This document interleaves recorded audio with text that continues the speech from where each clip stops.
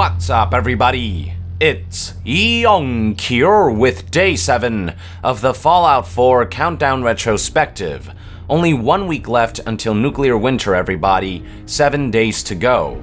For today's Countdown Retrospective, I would like to finally move into the year 2015, when the wet dreams of Fallout fans would finally become a reality. The year would kick off strong on February 10th, 2015. On this date, Bethesda took to their blog website, BethBlog, to officially announce that they would be hosting their first ever E3 press conference on June 14th, 2015. As you can imagine, fans went freaking livid. The fact that Bethesda would be hosting their own press conference on the biggest gaming convention in the world could only mean that they had major announcements to make and big things to show off. And what bigger project for them to present than whatever Bethesda Game Studios was working at the time, which everyone was convinced back then that it was Fallout 4. Now, despite this major announcement, there was still an air of skepticism. Having suffered fake news like the Survivor 2299 and false hype like the possibility of Fallout 4 being announced during the Game Awards 2014 for years, Fallout fans had been burned out. Many believed that E3 2015 would be another case of false hype. But as the months led up to E3 2015, we would hear nothing but good news about the prospect of Fallout 4 being announced. Throughout the month of April, media outlets all over would report that they have been receiving digital invite cards from Bethesda for their first ever E3 press conference, an event which they called BE3. Now, something that a lot of people noticed on the invite cards is that just about every Bethesda franchise, from Wolfenstein, Dishonored, Doom, The Evil Within, to Elder Scrolls, were represented in the stage's seats except for Fallout. There were two interpretations of this. Some assumed that this meant that Fallout would indeed be absent yet again, but others looked at it as a sign that Fallout was quote-unquote on stage and that it would be the highlight of the show. Others also noticed that one of the place cards in the front row here features a blank picture with a question mark at the top. Considering that Fallout was the only major Bethesda franchise missing, the assumption was that the question mark card was a placeholder for the secretive Fallout 4.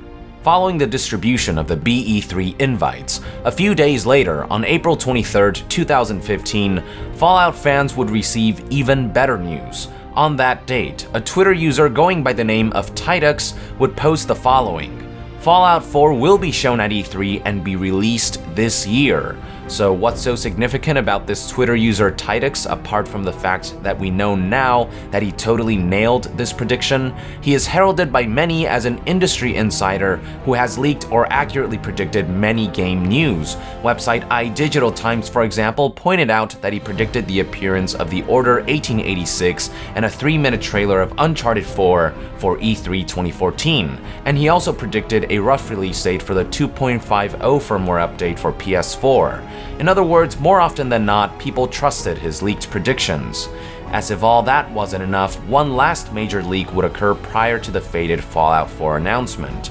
On May 11th, 2015, website Video Gamer would be the first to report that a LinkedIn page of an artist at Miranda Studios, the production company of acclaimed director Guillermo del Toro, listed that the company spent 4 months from December 2014 to March 2015 working on a cinematic trailer for Fallout 4. Miranda Studios got wind of this when media outlets began reporting the news, and they went ahead and did the one thing they should never do: reach out to journalists to take down the news. That's exactly what they did, as reported by website Destructoid, and this basically further confirmed that Fallout 4 was real and that its announcement was imminent.